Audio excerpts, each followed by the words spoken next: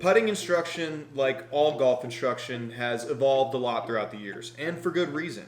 There's been incredible advances in green speed. There's been amazing advances in green smoothness. Putters are a lot more balanced. Putters are a lot more heavy. The same stroke that worked back in their day just simply would not work today. But that doesn't mean that all putting instruction from back in the day is now useless. There's a lot of putting tips that have largely gone by the wayside that I think are still very useful. Some that I still use to this day. Some that I don't use to this day, but I also think would help you if you're in a position where you want to make a change. So here's what we're going to do today. We're going to go through 3 old school putting tips that have largely been abolished from putting instruction and bring them back for this video so you guys have an idea of what the greats were thinking about. What Jack Nicklaus, Gary Player, Bobby Locke, Brad Faxon, all the best putters of all time, what they were doing when they were making those clutch putts to win majors. The first tip is going to be in relation to the grip. Traditional, modern day grip. It says that your hand should be like this, and therefore you should grip the putter more like this, with your hands facing each other. This is what Tiger does. It allows you to have the left hand with the back of the left hand facing the hole. The palm, all you have to do is roll it on line. It's a great way to do that if you're more of an arc type stroke. I'm not. I like to have more of a solid stroke. If they allowed a belly putter, I'd probably use it. But a old school equivalent to locking out that arm is going to be turning the left hand underneath the putter. So see, before you can't really see that Scotty, and when I turn my hand under, you can see Scotty Cameron clear as day on that grip. Now, the way I like to do it here, and I don't know why they stopped teaching this. I think it's a great way to do it. It locks out that left wrist right here. It makes everything solid up into this shoulder. Then as a result, it's a much more solid stroke. What I like to do here is I'll lock everything in, turn my hand under so you can still see that lettering. The fingers are going to be on top of the grip like that. And all I'm going to do is tilt my left shoulder down, feel like I'm tilting my left shoulder down, and then let the club fall into the ball. It's going to look like this.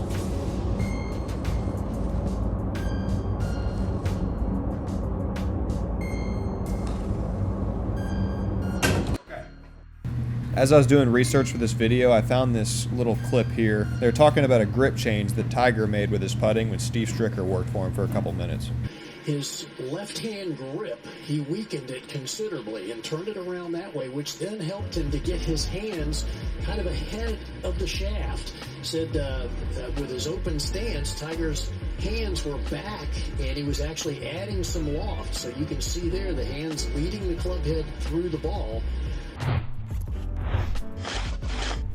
Guys, I started a merch line. It's something I've wanted to do forever. Had the right idea hit me, and it's perfect, really. It's Trunk Slammers Collective right here. This is something I've identified with for a long time. I'm sure a lot of you guys can identify with it too. If you play competitive golf and you travel around, you keep your clubs in your trunk, you're a trunk slammer. Even if you just go play a public course and you keep your clubs in your trunk when you're not playing, you're a trunk slammer. Get yourself a t-shirt. I would love to take this brand places, but this first shirt has to do well. So head over to BHG Attire on Instagram or bhg.golf and order yourself one. If you want to be guaranteed a shirt, they are shipping out on February 1st. If you want to be guaranteed one with the first shipment, you got to order by January 21st. After that, I can't guarantee it. So head over there right now to bhg.golf and get yourself a shirt. Also, you see me wearing these hats. These are Stripe Golf Co. They're awesome hats, started by a couple guys in Kansas City. I enjoy the brand. I think it's cool. Use promo code BHG15 for 15% off your order if you head over to their Instagram, check them out. Also, Par Points Golf, if you haven't checked them out, you are messing up. It is the best way to play golf. I don't care who you are. It is a ton of fun. So go check all that out. Thank you guys for everything. I appreciate it. And if you want lessons, head over to my Patreon. I still got some time slots available, or just DM me on Instagram. We can do one-off lessons if you want. If you like these tips and you want some more stuff like that, but personalized to you, hit me up. Come get some lessons. All right, back to it. The next old school tip that for some reason has gone by the wayside is when you hit a putt, put your putter on the ground right after you hit it. This is going to keep your putter low through impact. It's going to shallow out your putting stroke, and it's going to make it a lot easier for you to hit the ball on the correct part of the putter with the correct arc. A lot of people have a tendency to make strokes like this, where the putter comes up. A lot of this has to do with peeking. Some people like to peek at their putt and see where it's going quickly. So you'll see that head come up, putter comes up with it because the entire spine is tilting back. What I want you to try out, this is an old school tip, put that putter on the ground after you hit it. This will pretty much eliminate every tendency to look up, and it will make it a lot easier for you to hit the putts consistently on the right part of the face with the right arc into the ball. This is what I want you to do. Hit the putt, set the putter on the ground. This is not something I do in tournaments, but this is something I do when I'm practicing just to get that feel of keeping the putter low and slow. Okay? So give that a try if you ever feel like you might be coming up on putts a little bit. Here's Jack Nicklaus setting his putter on the ground at 23 years old after hitting it. Here's Jack Nicklaus again 23 years later, setting his putter on the ground on the famous Yes Sir putt. Yes, sir! Here's Bobby Locke, widely regarded as the greatest putter of all time. You can see very clearly, letting his putter skid into the ground after hitting the ball. Brad Faxon, actually regarded as the second best putter of all time, clearly letting his putter sit on the ground after he hits a putt.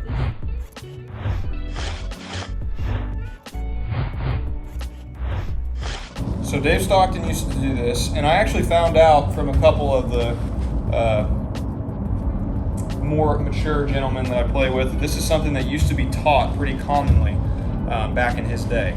You set up to the ball, you move the putter in front of the ball. This works more with blade putters, obviously. I'm using a mallet, it's a little thicker.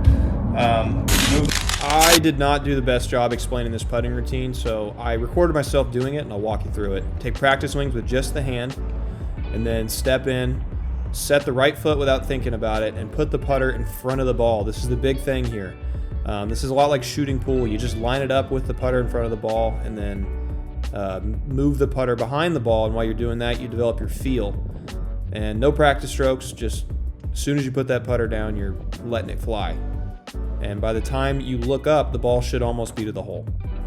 Money. It is something that Dave Stockton taught in his book. It's a great, great putting book. If you're going to read one putting book, Dave Stockton's Unconscious Putting is the best one.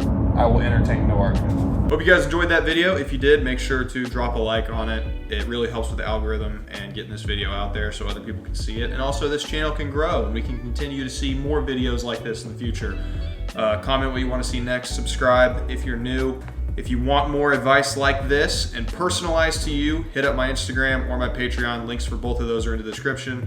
And I will help you with your game, and I'll get you swinging right for when the golf season comes back around. These shirts, Trunk Slammers Collective, this is a feeler. I love this brand. I really want to be able to make something out of it. If you like it too, buy this shirt, show your support for it. Get in on this one. This is the first one ever, hopefully first of many. So fingers crossed. See you guys in the next one. Deuces.